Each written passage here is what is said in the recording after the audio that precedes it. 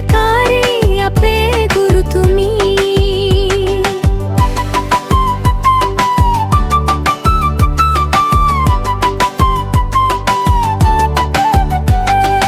කෑම කන්නට සෙල්ලම් කරන්නට හොඳ පුරුදුත් කියලා දුන්නා.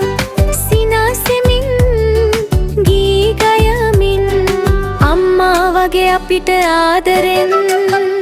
හැඩකාරී අපේ ගුරුතුමී. හැඩකාරී අපේ ගුරුතුමී.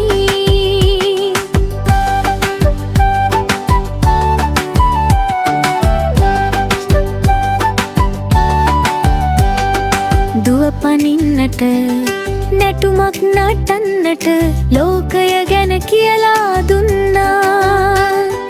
හිස අතගා තුරුළු කරන් හොඳ ළමයින් වෙන්නට කියලා